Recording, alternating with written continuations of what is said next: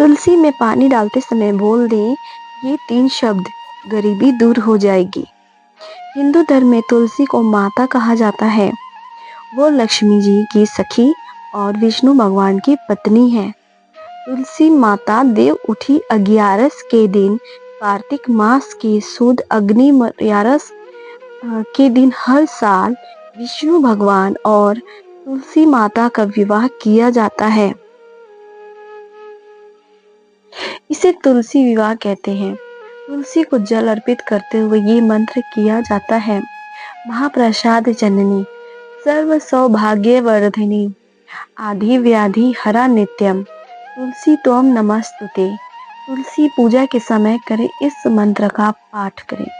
तुलसी सर्महाल शमी वृद्धा विधा यशस्विनी धर्म्या धर्मनना देवी देवी देवमनः प्रिया लभते सूत्रा भक्तिमन्ते विष्णु पदम लभेत। तुलसी भ्रूमहालक्ष्मी पद्मिनी सिर हरे प्रिया। तोड़ने से पहले तुलसी माँ से अनुमति लेनी चाहिए या इस मंत्र का उच्चारण करें।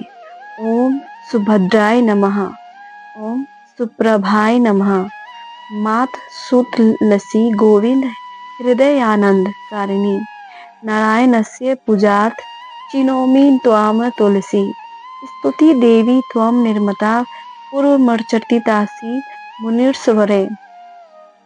नमो नमस्तुते तुलसी पापम हर हरि प्रिये।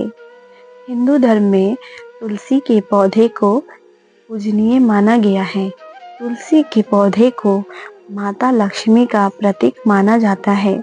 जिस घर में तुलसी का पौधा होता है और रोजाना उसकी पूजा की जाती है, उस घर में कभी भी दरिद्रता और दुर्भाग्य नहीं आता। तुलसी को जल देते समय मंत्र बोलने की आवश्यकता नहीं है और न ही वेदों में ऐसा कोई मंत्र है। तुलसी भी एक वनस्पतिक पौधा है। जैसे अन्य पौधे बिना मंत्र बोले जल देने से पनपते हैं, वैसे ही तुलसी का पौधा भी बढ़ता है। तुलसी का पूजन, तुलसी का विवाह करना, तुलसी के पौधे से पानी डालते हुए मंत्र बोलना अंधविश्वास है। ऐसे घर में माता लक्ष्मी का वास रहता है। तुलसी की पूजा प्रतिदिन करने से मोक्ष की प्राप्ति होती है।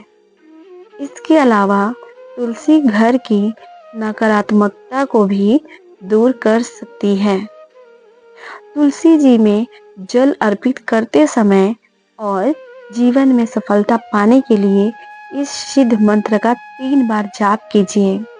महाप्रसाद जननी सर्व सौभाग्यवर्धिनी आधि व्याधि हरा नित्यम तुलसी त्वम नमस्तुते।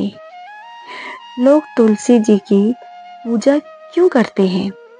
जलंधर जो भगवान शिव के अंश के रूप हैं, उनके राज्य के राज वैद्य की पुत्री का नाम है वृंदा, जो कि एक सरल स्वभाव की सुशील कन्या थी। अपने पिता के साथ राज्य के पीड़ितों के सेवा में लगी रहती थी। वैद्य की पुत्री वृंदा का विवाह जलंधर के साथ हो जाता है। वृंदा पतिव्रता पति भक्त स्त्री, चूंकि जलंधर भगवान शिव को अपना शत्रु मानते थे, वो भगवान शिव से युद्ध करना चाहते थे। जलंधर के लिए ऐसा था कि उसकी जीवन लीला को जब तक समाप्त नहीं किया जा सकता था, जब तक उनकी पत्नी की पतिव्रता धर्म का खंडन कोई न कर दे। इधर जलंधर और भगवान शिव का युद्ध होता है। उधर भगवान नारायण जलंधर का रूप लेकर वृंदा के पास जाते हैं। वृंदा को इस बात का पता चल जाता है कि उनके पति के रूप में कोई और है, वह जलंधर नहीं है। उसी समय वृंदा कहती है, कौन हो तुम? अपने वास्तविक रूप में आओ।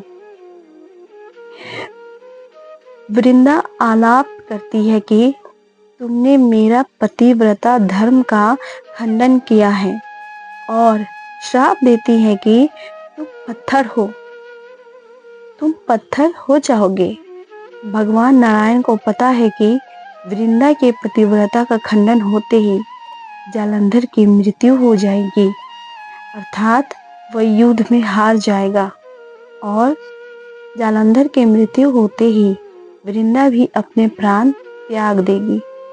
क्योंकि वृंदा भगवान से एक दृढ़ भक्त थी, इसलिए उन्हें अपने शरण में लेते हुए भक्ति को देखते हुए उसे श्राप दे देते हैं कि तुम एक पौधे का रूप लोगी, श्राप के बाद पौधा बन जाओगी और मैं जो कि श्रापित होने के बाद पाषाण अर्थात पत्थर बन जाऊंगा, मृत्यु लोक में पूजे जाएंगे। यही पौधा मृत्यु लोक में तुलसी के नाम से और उसके साथ रखे जाने वाले पाषाण शालिग्राम के नाम से जाना जाता है और इनका एकादशी के दिन तुलसी विवाह के रूप में किया जाता है। जिस दिन जालंधर का वध हुआ था उस दिन रविवार और तिथि एकादशी था, इसलिए वह दिन वृंदा के शोक का दिन है और इसलिए वह दिन तुलसी को स्पर्श नहीं किया जाता। अर्थात रविवार और तिथि में एकादशी के दिन। जानकारी अच्छी लगी तो सब्सक्राइब करके बेल आइकन प्रेस करें। धन्यवाद। जय श्री कृष्णा। राधे राधे।